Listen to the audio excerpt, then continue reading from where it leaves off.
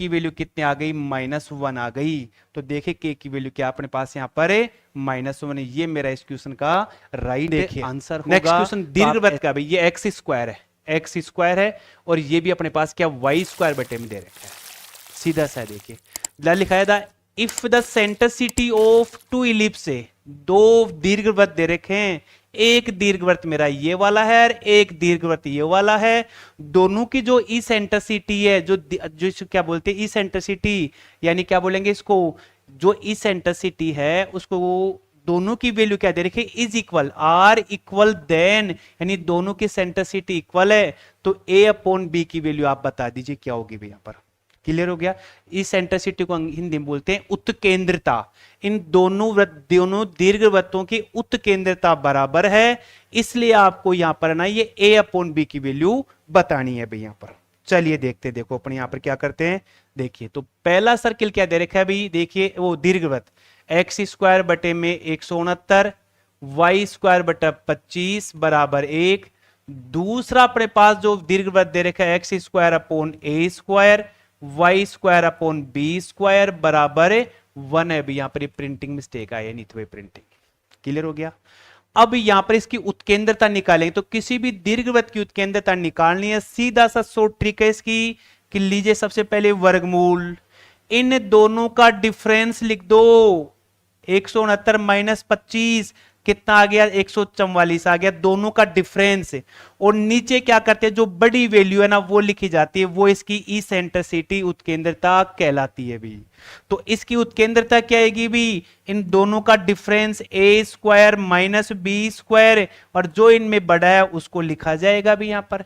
इसको मैं ऐसे लिख सकता हूं, इस ए से डिवाइड करूंगा 1 minus B square upon A square भी यहां पर। अब दोनों की इसकी ये 1 बोल दो, इसको 2 बोल दो, तो दोनों क्या है आपस में बराबर है भी यहां पर। ये लीजिए क्लियर हो गया, दोनों बराबर है भी। तो यहां क्या बच गया मेरे पास, रूट 144 अपॉन 169, इधर मेरे पास आ गया root 1 minus B upon a का होल स्क्वायर। रूट से रूट कैंसिल हो जाएगा, मेरे पास बच गया 144 डिवाइड में 169, या 1 माइनस बी अपॉन ए का होल स्क्वायर। इस वैल्यू को इधर लेंगे, बी अपॉन ए का whole square minus 1 minus 144 and 169, तो क्या आ जाएगा अपने पास यहां पर, b अपॉन ए का होल स्क्वायर किसके इक्वल आ जाएगा, 25, और नीचे कितना 169। तो b अपॉन ए की वैल्यू क्या आ जाएगी, 5 बटे में 13 आ जाएगी भाई यहां पर। तो 5 बटा 13 अपने पास ऑप्शन क्या आ गया, फर्स्ट ऑप्शन आ गया भाई यहां पर। शायद अब आपको समझ में आ गया होगा। ऐसे कॉन्सेप्ट ध्यान रखिए। तो इसमें कॉन्सेप्ट क्या आ गया, इसेंट्रिसिटी उत्केंद्रता। जब भी आपको दीर्घवृत्त की उत्केंद्रता पूछता है तो दोनों का ये जो नीचे वैल्यू लिखी थी, ये ए स्क्वायर है, ये बी स्क्वायर, दोनों का डिफरेंस करके जो आपको बड़ा नजर आ रहा है वो नीचे लिख दीजिए, वो इसकी दीर्घवृत्त की इसेंट्रिसिटी कहलाएगी। दोनों की इसेंट्रिसिटी इक्वल है तो इक्वल करके वैल्यू यहां से आपकी आ जाएगी भाई यहां पर। ठीक है, चलो देखते हैं नेक्स्ट क्वेश्चन भी। देखिए इसमें भी विलक्षणता, उत्केंद्रता बोलते हुए, उत्केंद्रता। ठीक है, पहला दीर्घवृत्त मेरे पास ये दे रखा है भाई 1, एक सेकंड थोड़ा सा, 1 x square 4 y square plus 8 y minus 2x plus 1 is equal 0 भाई। ये लीजिए, ये आपकी दीर्घवृत्त दे रखी भी। बोले सर इसकी स्टैंडर्ड इक्वेशन और बता दो तो आनंद आ जाए भी। स्टैंडर्ड इक्वेशन बनाने के लिए इसको इसके नीचे भेज दो, इसको इसके नीचे भेज दे, तो आपका बनेगा x square upon 4 y square upon 1 is equal 1। इस प्रकार से यहाँ पे इसको चेंज कर सकते हो आप यहाँ पर।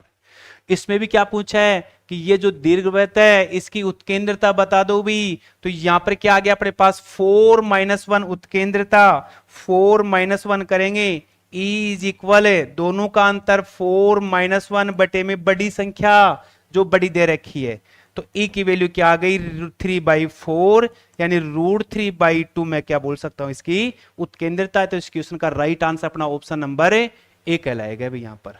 ठीक है, क्लियर हो गया। चलिए नेक्स्ट क्वेश्चन। तो ये अगला क्वेश्चन में शायद इसी उत्केंद्रता पे पूछ दिया है कि द इसेंट्रिसिटी ऑफ इलिप्स, ये एक्स स्क्वायर है भी, 4x स्क्वायर एंड 9y² दे रखा है इज इक्वल 36। इसको डिवाइड में भेजो तो x² बटे में कितना 4 या 36 बन गया। 9y² डिवाइड में 36 आ गया।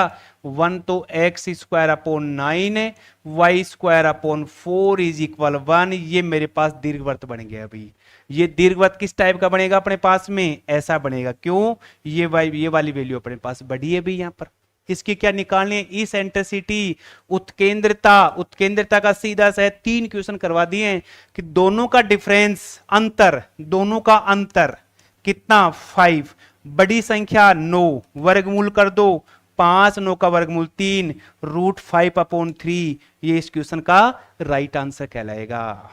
शायद आपको अच्छे से समझ में आ गया होगा कि किसी दीर्घवृत्त की उत्केंद्रता कैसे निकालते हैं। ये इसकी सबसे अच्छी और शॉर्ट ट्रिक कहलाएगी यहां पर। ठीक है, चलिए नेक्स्ट क्वेश्चन देखिए इसका। अगला क्वेश्चन इसमें पूछा है फोकाई यानी फोकस दे रखा है। ये वाली वैल्यू बढ़ी है इसकी दीर्घवृत्त की, तो आपका दीर्घवृत्त क्या बनेगा भी, इस टाइप से बनेगा। ये लीजिए, तो इसकी फोकस कहां होगी, एक यहां होगी, एक यहां होगी भी, यहां पर ये लीजिए।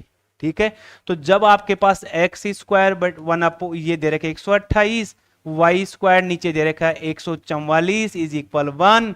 तो ये कह रहा है इसकी फोकस निकालो, c की वैल्यू निकालिए। तो दीर्घवृत्त में जो ये दो आते हैं दोनों का डिफरेंस करते हैं भी। 144 माइनस 128, c² कितना बच गया 16, c की वैल्यू कितनी आ गई प्लस माइनस 4। तो ये बन गया मेरे पास 0 प्लस का 4 और ये बन गया 0 माइनस का 4। तो फोकस क्या हो जाएगी 0 प्लस माइनस 4। इसे जो दीर्घवृत्त दे रखा है इसकी फोकस कहलाएगी अपने पास यहाँ पर। तो जब भी फोकस के बारे में पूछे तो दीर्घवृत्त में क्या करते हैं, डिफरेंस करते हैं। और यदि अपने पास अति परवलय होता है, यही वाला क्वेश्चन हाइपरबोला में माइनस आता है, y² अपॉन 144 इज इक्वल 1, उस केस में इन दोनों को क्या किया जाता है, प्लस किया जाता है अभी यहां पर। ठीक है, तो इस क्वेश्चन का राइट आंसर क्या आ गया अपने पास में, ये इस क्वेश्चन का राइट आंसर बन गया। चलिए देखिए एक और क्वेश्चन बच गया, वो और देख लेते हैं यहां पर।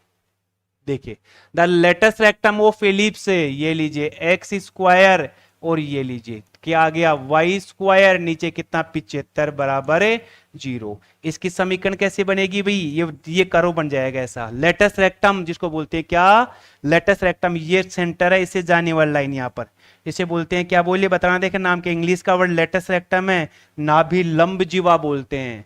तो इसके नाभि लंब जीवा का सूत्र आएगा 2b² अपॉन a बनेगा नाभि लंब जीवा। तो ये तो मेरी b² कहलाएगी, a की वैल्यू कितनी आ जाएगी 10 आ जाएगी। तो 2 इंटू 75 और a की वैल्यू 10, ये कितना आ गया 5, 5 का डिवाइड करेंगे 15। तो अपने पास जो अपने पास दे रखे नाभि लंब जीवा की वैल्यू कितनी आ गई 15 आ गई। ये लीजिए भैया आपका क्लियर हो गया। तो आज के सेशन में अपन ने दीर्घवृत्त और वृत्त के कुछ क्वेश्चंस की प्रैक्टिस की है, इनके कॉन्सेप्ट किए हैं, कॉन्सेप्ट देख चुके हैं। तो आप इन क्वेश्चंस को देखिए, समझिए। यदि आपको कहीं अच्छा लगे तो आप इस वीडियो को शेयर करो और चैनल को जरूर सब्सक्राइब करें। तो चलो मिलते हैं नेक्स्ट क्लास में, तब तक के लिए थैंक्स, धन्यवाद।